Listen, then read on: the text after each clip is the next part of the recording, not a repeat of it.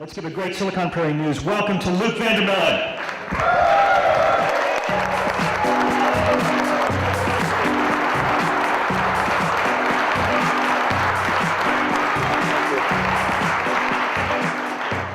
Thank you very much. You know, there's two things that I'm always used to. Number one, when I speak, having my own DJ, and two, getting the standing O before I talk. So it's great to be here. It's really a pleasure to be part of this conference. And some of you might be wondering, you know, what the heck's the guy from Principal going to talk about? They're that great, big, huge company down the street. But as Matt said in the intro, we work with a lot of startup organizations. We call them SMBs. When you're a big company, you have acronyms for everything. SMB stands for small to medium-sized business. You'll hear me reference that a few times during my talk. But my purpose here isn't to push a product or pitch how great we are. The purpose is to share what we've learned from small organizations just like you that have succeeded and have thrived. So that's what I'm going to do. This is really all about how do you thrive, okay? Most businesses, all of you, have an idea, okay? And how do you get that idea kind of up and running? And then once it's up and running and it's sustainable, how do you thrive? How do you beat the odds? How do you succeed? How do you stick around for a long time? Well, let me tell you a real quick story. There was a company here in Iowa. There is a company here in Iowa that started just like a lot of you have started your business, and that was with an idea, okay? There was a guy who worked for a bank. His name was Ed. And he had this idea, and it really started with, there's got to be a better way to do this, okay? There really just has to be a better way. And so he thought about it, he designed something, and then he told one of his friends, okay? Sound familiar? And the idea was a better clicker. How about next slide? Okay? How about one more? So we told a friend, and the friend told a friend, and the friend told a friend. Pretty soon this idea was kind of up and running, and it was across the state of Iowa. Okay? And then it was across the country. And then it was around the world in over 15 countries. Okay? I'm talking about Principal Financial Group. We were the entrepreneurial company just a few years ago, 1879. But we all start from the same place. And our business is really built around working with small to medium-sized businesses, okay, the SMB. And what we do, next slide please. This is kind of business 101. Well, how do you keep going for 132 years? All right? You listen, you act, you evolve, you innovate, and then you keep doing it over and over again. Okay? You don't sit still. You grow. You do different things 5 years from now than what you're doing today. You do different things next month than what you're doing today. And most of all, we listen. And we listen to entrepreneurs. We listen to small to medium-sized businesses to figure out what do they need, okay? So if your ears burn, it's because we're talking about you. So let me just talk about real quickly just the magnitude of what we consider the entrepreneurial market, the SMB market, okay? It's the biggest part of the economy in the US. 6 million businesses and growing, okay? And the SMB market grows when the market goes down, okay? The entrepreneurial spirit thrives when things get bad, okay? You heard in the intro, we think we're a little bit credible because we work with over 100,000 small businesses in all 50 states in over 400 industries. I've had that question before. What industry do you guys work in? The answer, we work in all of them. So what I want to share with you is a little bit of what we've learned. What have we learned from these companies? Okay, I'm not here to talk about our products. I'm not here to talk about our services. What have we learned from these companies? Because we're in a great position to learn from organizations that we've seen start with one employee and grow, okay, and survive and be around for 100 years. So what have we learned? What we've learned is that SMBs want to do right by their employees. Okay? They want to invest in the people who've helped them take their idea from just an idea into a business. Okay? And they want to do that because they feel like they should, they feel like it's the right thing to do, and it's a way to reinvest in their business by investing in those employees. Here's a quote from one of our clients who I think sums it up pretty well. If we take care of our people will take care of our clients, and our clients will take care of us. And the best way to do that is to put together a program for our employees so they don't have to worry as much about financial security. Okay, and I'm going to talk about that a little bit more here in the next few slides. But I think that's pretty profound. If we take care of our people take care of our clients, and our clients will take care of us. Pretty simple. Next slide. One of the things that we noticed was about 10 years ago, there's lots of programs out there that recognized the biggest companies. Okay, all you have to do is open up the newspaper every day and somebody's talking about a big company and how great they are, maybe not, maybe the opposite. But there's programs out there that recognize big organizations as best places to work. Fortune has 100 best places to work. That's pretty well followed. But there really wasn't a program out there that recognized, well, what about the small guy? What about the small business out there that's really doing a good job in terms of taking care of their employees? And we created a program called the Principal 10 Best Companies for Employee Financial Security. And we launched it in 2001. So we've now been at it for 10 years. And really what it's all about is recognizing the best of the best. So we now have amassed 100 inspiring stories of companies just like all of yours. And I want to share just a few things about what we've learned from those organizations. One of the things that we've learned is that these companies make I would say, significant commitment financially to the long-term financial security of their employees. So over 2/3 of these 100 companies invest more than 30% of their payroll in employee benefits.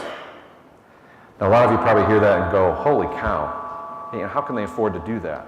That's really expensive. But the way these organizations look at it is it's become a part of the strategy of their company, that they're going to invest in the most important asset that they have, which is their talent and their people. So they make a commitment. Why do they do that? Because they need the best people, and they not only want to attract them, they want to keep them. Because if somebody works for you for a while, helps you get your business off the ground, and then they walk out the door, that's not a good thing. So when we look at these companies who've kind of rallied around their employees' financial security, what they enjoy is better retention of their top talent. So the average turnover rate for a 10 best company is about 9.3%. The average turnover for a small to medium-sized business across the country, Department of the Bureau of Labor Statistics, 21.2%. Pretty big difference. What does it mean? Well, some experts would say is that your cost of turnover is roughly equivalent to the salary of the person who walks out the door. Because you have to recruit, you have to find them, you got to interview them, you have to onboard them, you have lost productivity, all of those things. So if you look at a company with 100 employees and compare their turnover rate between 9 and 21, average pay of 40 grand, you're looking at $500,000 savings every year. And that's how these organizations, one of the ways they look at making a bigger investment in their employees. The other thing, and this isn't our stats, these are from other folks. This one is from a Towers-Watson study that says that companies with better benefit packages that take care of their employees have greater revenue per employee, they have lower medical costs, they have lower absenteeism, and they have a 28% higher shareholder return. Okay? So definitely to the bottom line why they make this investment beyond it's the right thing to do. The second thing we've learned, this is the understatement of the morning, employees want and need help when it comes to their own personal financial security.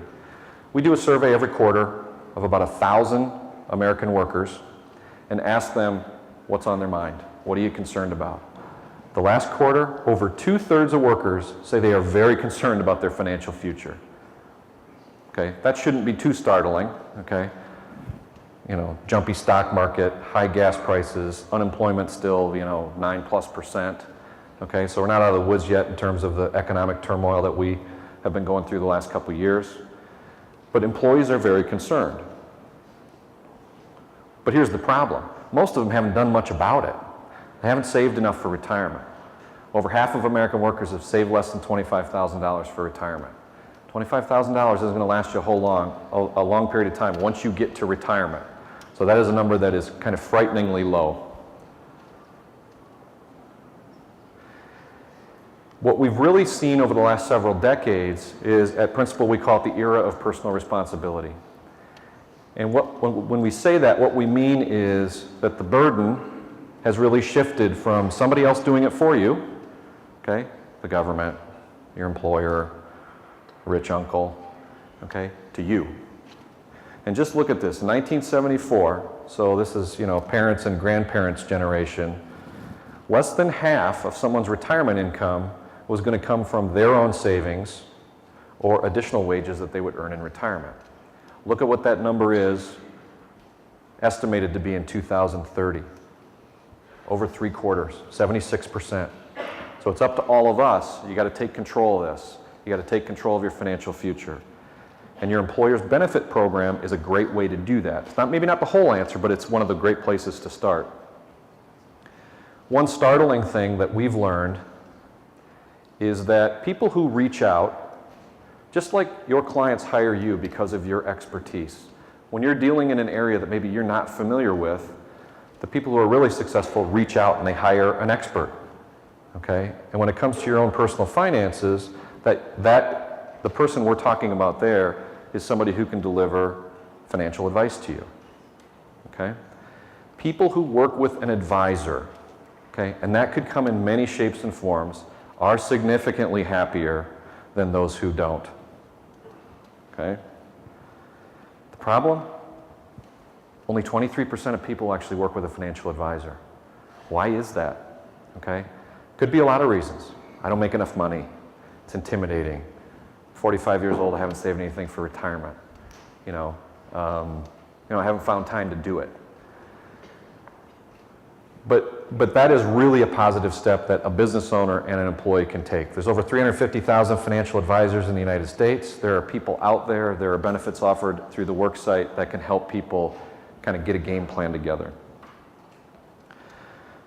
Okay, so I will plug something. One of the things that we found is that people have a really hard time visualizing what their financial future is going to look like. Okay, you can talk about it. What are you going to do when you retire?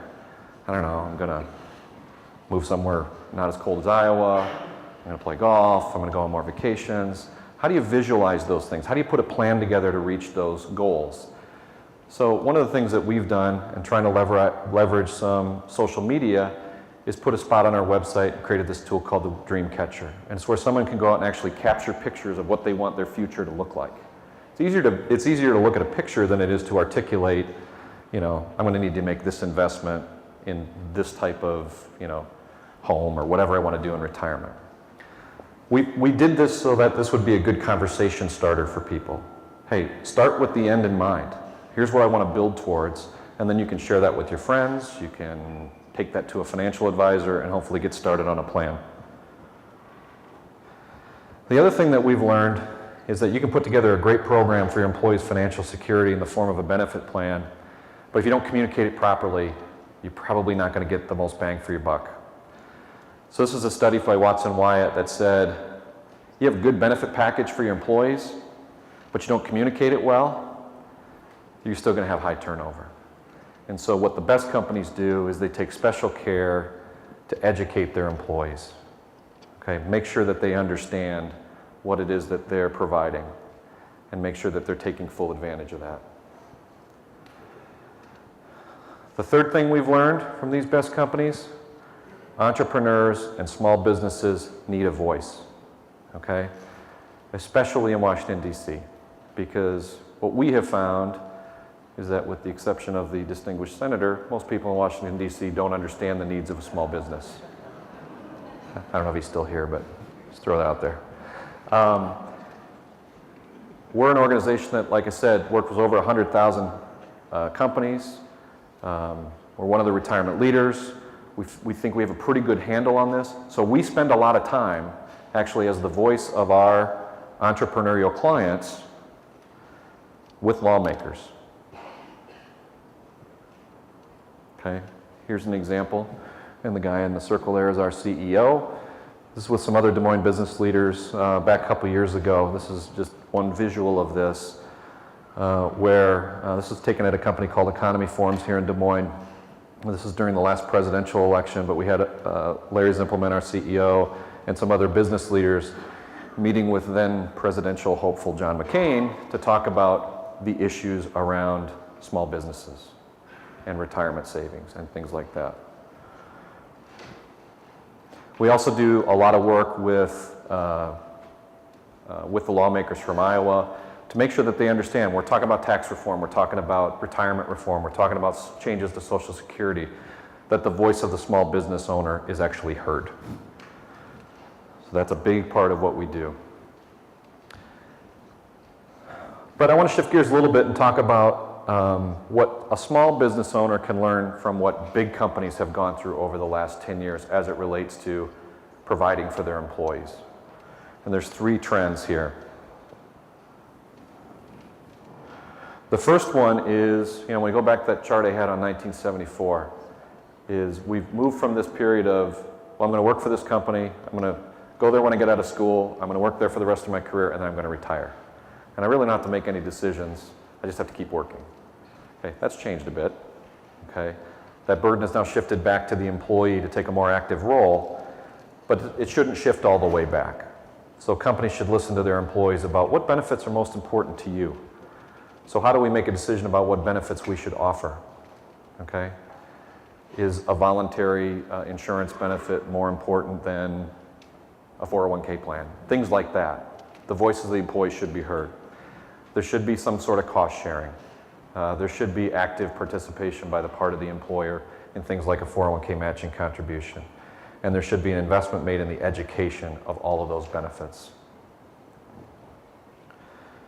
Oops. The second trend that we've seen is from this cookie cutter approach to more of a customized approach. Okay, cookie cutter means, all right, I'm a company, I got 12 employees, I got to have and that. I got to have 4 things, and then I'm okay for benefits. Well, what if your employees are all 22 years old? Or what if they're all 62 years old? That benefit program should look probably quite a bit different, okay? Because if what's on the minds of your employees is, I got to save for my kids' college, or I'm going to retire in a few years, but I don't want to do that all at once, then you should customize a benefit program, and that's again where that advisor can come into play to help really tailor a program that meets the needs of the employee demographics. And we've definitely seen that trend. The other thing that we've seen, and this is probably hard to overemphasize, is that well-being of employees, of security of employees, peace of mind for employees, is really comprised of 2 things. It's financial and it's physical. 10 years ago, if you were to ask employers what they offered in terms of what we call wellness benefits, you would get maybe 1 out of 100 would say, yeah, we do something there. Okay, and wellness benefits can be a lot of different things. It could be, yeah, we pay for our employees to join the Y, or we have a stop smoking program, or we have a weight loss program that we support. Or it could be we do health screenings every year. We bring in a firm and they do health screenings to try to identify any big problems that somebody might have in terms of their physical well-being. It could be an on-site fitness facility for a larger organization. So it really runs the gamut, but all under the umbrella of wellness. 10 years ago, you wouldn't have heard much about it. Every single one of our winners in the Principal 10 Best this year, okay, and these are companies from 10 to 400 employees, every single one of them offered a wellness benefit. Okay, that is definitely a trend that's happened, and there's lots of different ways to do that. But companies, when they look at why should we invest in that type of a program, it really comes down to a lot of different things. Again, the right thing to do, being a good employer, but it also goes to healthier employees are more productive, less absenteeism, less time away from work, lower medical costs for somebody who provides health insurance.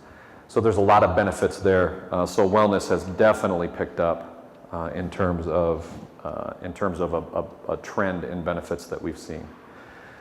So what's the payoff for all this? Okay, a lot of people are probably going, geez, I can't afford to pay 30% of payroll to my employees in the form of benefits. And that's obviously a decision that most companies are going to have to wrestle with at some point in terms of what do we provide for our employees. But the ones who do it really well, 100 companies over the last 10 years, 99 of them are still in business. Okay? Somebody's probably thinking, what happened to that one company?